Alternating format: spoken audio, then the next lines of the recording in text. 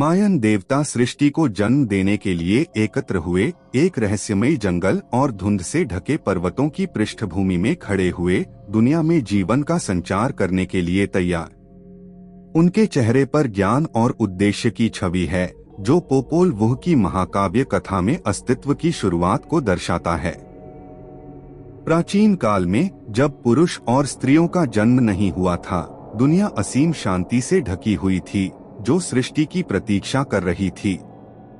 मायन देवता शक्तिशाली और ज्ञानी स्वर्गिक क्षेत्र में एकत्र हुए पृथ्वी, इसके जीव और ऐसे प्राणियों को बनाने के लिए जो उनकी पूजा और सम्मान कर सकें।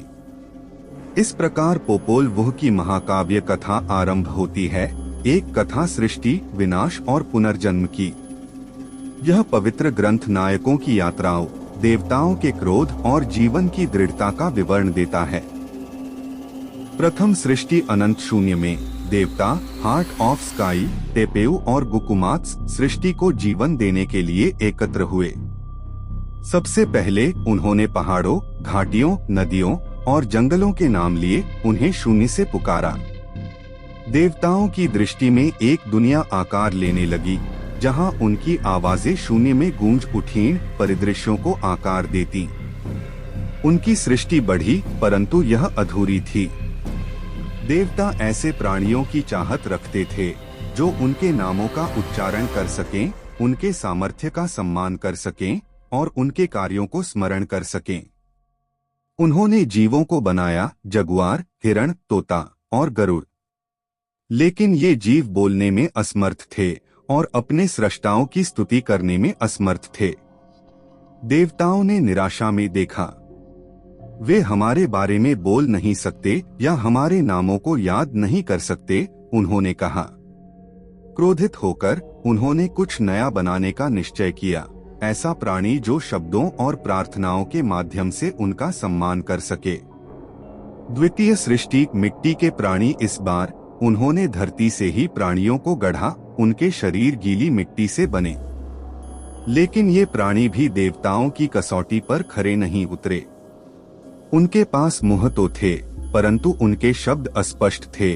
उनके पास शरीर थे, परंतु वे खड़े नहीं हो सके। हताशा में वे मिट्टी में विलीन हो गए, जहां से उन्हें बनाया गया था। देवताओं ने अपनी विफलता पर चर्चा की, लेकिन उनकी दृढ़ता अडिग रही। उन्होंने फिर से प्रयास करने का निर्णय लिया। तृतीय सृष्टि लकड़ी के लोग। देवताओं ने पेड़ों और लकड़ी से मजबूत और उद्देश्यपूर्ण प्राणियों को गढ़ा। ये लकड़ी के लोग मानव सदृश दिखाई देते थे और चल सकते थे, बोल सकते थे, परंतु उनके पास आत्मा और दिल का अभाव था, जो अपने सृष्टाओं का सम्मान कर सकें। वे जंगलों और नदियों के बीच चल फिर रहे थे, देवताओं से अनजान, अपने दिव्य उद्देश्य से अपरिचित।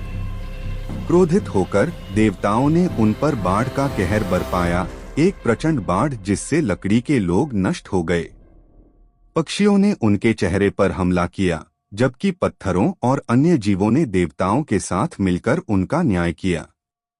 यह जाति खत्म हो गई, केवल उनकी परछाइयां जंगल में फुसफुसाहट के रूप में रह गईं। परंतु देवताओं की आकांक्षा अब भी पूरी नहीं हुई थी। नायक जुड़वा और अधोलोक के स्वामी पोपोल वुह के हृदय में नायक जुड़वा हनहपु और शबालंके की कहानी है। ये भाई कुशल गेंदबाज थे, अपनी चतुराई और साहस के लिए प्रसिद्ध। लेकिन उनकी उत्कृष्टता ने जिबाल्बा के अधोलोक के स्वामियों का ध्यान खींचा। अधोलोक के स्वामी जुड़वा की क्षमताओं से ईर्ष्या करते हुए उन्हें जिबाल्बा में घातक गेंद का खेल खेलने के लिए बुलाते हैं, यह जानते हुए कि यह एक खतरनाक यात्रा होगी।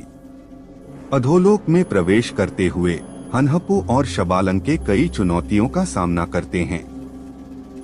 उन्हें ऐसे परीक्षणों का सामना करना पड़ता है जो उनके साहस को तोड़ने और उनकी हार सुनिश्चित करने के लिए बनाए गए थे। ठंड के घर में वे हड्डियों तक जमा देते हैं। जंगली जानवरों के घर में उन्होंने भूखे जानवरों का सामना किया। लेकिन अपनी चतुराई और दृढ़ता से जुड़वा ने इन सभी का सामना किया।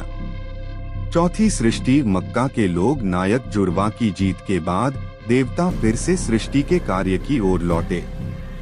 उन्होंने इस बार ऐसे प्राणियों को गढ़ने की सोची जिनके पास दिल और आत्मा हो और जो उनके प्रति श्रद्धा रख सकें।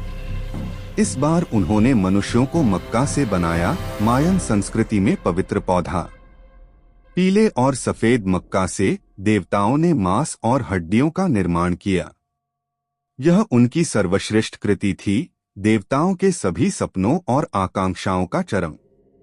ये नए प्राणी देवताओं का सम्मान करते थे और उन्हें मिली दुनिया और जीवन के प्रति कृतज्ञ थे। पोपोल वुह का उत्तराधिकार। पोपोल वुह केवल एक सृष्टि की कहानी नहीं है, बल्कि यह दृढ़ता और विश्वास का प्रतीक है। पीढ़ियों से यह कथा माया समाज को उनके पवित्र मूल, उनके दिव्य संबंध और जीवन, मृत्यु और पुनर्जन्म के चक्र की याद दिलाती है।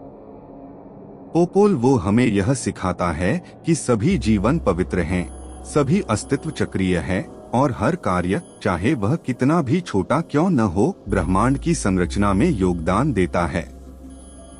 पोपोल वुह की कथा हमें प्रेरित करती रहती है। इसके प्रतिध्वनि प्राचीन माया से आगे उन सभी तक पहुंचती हैं जो जीवन के रहस्यों और दैवीय संबंध को समझना चाहते हैं।